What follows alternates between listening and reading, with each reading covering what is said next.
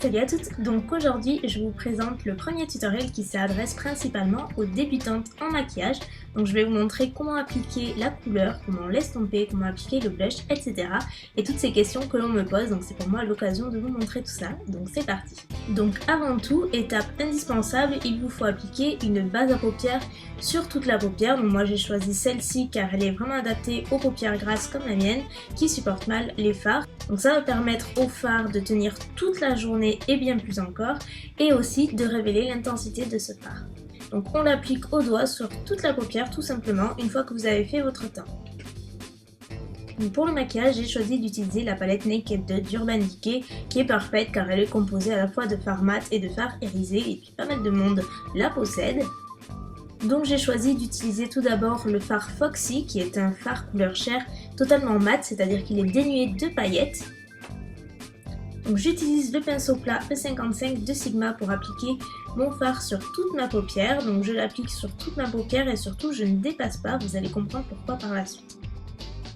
Je vais ensuite appliquer avec un pinceau E30 de chez Sigma toujours le fard Tease qui est un bois de rose totalement mat, et je vais l'utiliser pour contourer le creux de ma paupière. Donc en fait ça va apporter plus de profondeur au regard et ça va le structurer également. Donc tout d'abord je vous conseille d'utiliser un pinceau adapté, donc qui soit assez fin et précis pour cette zone là, et surtout d'utiliser un fard totalement mat, c'est-à-dire qu'il ne contienne pas de paillettes, puisque le but c'est quand même d'apporter de la profondeur au regard et donc que ça passe le plus naturel possible. Avec des paillettes ça passe un peu moins. J'utilise ensuite un pinceau estompeur E40 pour venir estomper donc le creux de ma paupière. Donc là attention, il vous faut surtout rester sur le fard Tease, donc que l'on a appliqué dans le creux, et ne pas le mélanger avec le fard mat. Donc on réitère l'opération à plusieurs reprises afin d'avoir une opacité plus importante, puisque à force d'estomper le fard va perdre de son opacité, c'est normal.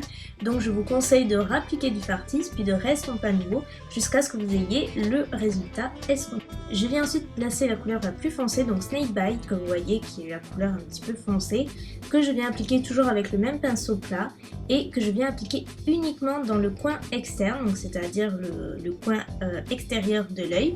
Donc je l'applique par petits mouvements uniquement, et en fait je viens le déposer dans le creux avec des tout petits mouvements. Pour moi, un maquillage réussi, c'est un maquillage bien estompé. Donc tout réside dans l'art d'estomper votre make-up. Donc pour cela, pour estomper, c'est vraiment très simple, c'est juste un coup à prendre. Il suffit de faire des petits mouvements circulaires de l'intérieur vers l'extérieur par-dessus le dernier fard que vous venez d'appliquer. Donc là, en l'occurrence, le fard foncé Snake Bite. Et j'applique ensuite ce fard là qui est suspect, qui est un genre de mort doré satiné, donc qui contient quelques paillettes que je viens appliquer par-dessus Foxy, donc j'avais appliqué au tout début du maquillage, qui est le fard mat, et en fait ces deux couleurs s'assemblent très bien.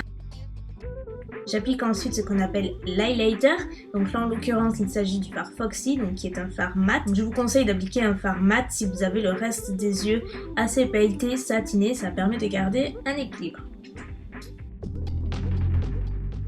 On passe au ras des cils inférieur, c'est une option tout à fait facultative, vous n'êtes pas obligé, mais là dans un maquillage comme celui-ci, je trouve que c'est sympa d'apporter une petite touche colorée tout en restant vraiment dans les tons toujours doré, marron, neutre.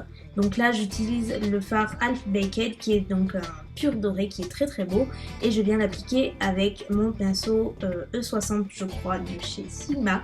Donc je l'applique tout le long de mon ras des cils inférieur, je l'estompe puis je le rapplique à nouveau comme d'habitude. Donc pour celles qui ne sont pas encore à l'aise avec le liner ou qui n'aiment tout simplement pas ça, je vous conseille d'appliquer un crayon. Donc là c'est un crayon marron, c'est le Gouache en teinte espresso de Revlon, et donc je vous conseille d'utiliser un crayon assez crémeux que je viens donc appliquer tout le long de mon ras des cils supérieur, donc en traçant un trait. C'est pas grave s'il n'est pas parfait car je vais venir l'estomper par la suite. Je l'estompe donc avec un tout petit pinceau, donc là c'est un pinceau précision de chez Wheel Technique, et donc on fond la matière entre le fard et le crayon. J'applique ensuite le crayon Eldorado de chez Urban Decay qui est un crayon tout doré et qui va rappeler le ras des cils inférieur. Et pour terminer, j'applique mon mascara, donc là c'est celui de chez Benefit que j'aime beaucoup. Donc pour appliquer un mascara, c'est hyper simple, je veux dire il n'y a pas d'astuce particulière, mis à part de bien attraper vos cils à la racine et faire des petits mouvements jusqu'aux longueurs en fait, jusqu'aux pointes de vos cils et faire comme cela pendant quelques secondes, quelques minutes voire même pour bien les travailler, bien les étoffer et apporter de la longueur nécessaire. J'ai décidé de rester dans les tons bronze, pêche, toujours un petit peu satiné avec le blush Lush Nectarine de chez Laura Mercier. Donc pour trouver où appliquer son blush, c'est très simple, il vous suffit de sourire et tout à coup vos pommettes vont apparaître et donc c'est sur ces pommettes là que vous devez appliquer le blush. Donc vous pouvez en mettre de façon généreuse mais pas trop.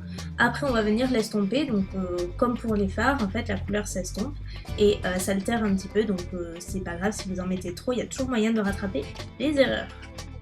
J'utilise ensuite le F30 de chez Sigma, toujours pour estomper mon blush. Donc pour cela, vous passez votre pinceau sur le blush et vous fondez avec le reste de votre visage, tout en restant sur la zone des pommettes bien sûr, et donc ça va permettre d'enlever les vilaines démarcations. On passe au rouge à lèvres, donc pour cela j'ai choisi d'utiliser Blanc Katie de MAC, qui est un rouge à lèvres neutre, vraiment portable pour tous les jours, il est vraiment très bien et il va avec tous les maquillages, donc c'est ça qui est plutôt cool.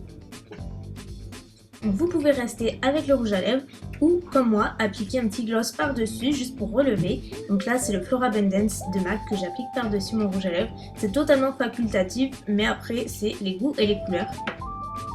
Le maquillage est terminé, j'espère que mes quelques explications vous auront aidé. Donc c'est un maquillage neutre pour tous les jours et parfait pour s'exercer. Donc il suffit juste d'un peu de patience et de quelques coups de pinceau pour réussir sans problème. N'oubliez pas de regarder mes vidéos précédentes sur l'utilisation des différents produits cosmétiques pour débuter. Je vous fais plein de bisous et bonne chance!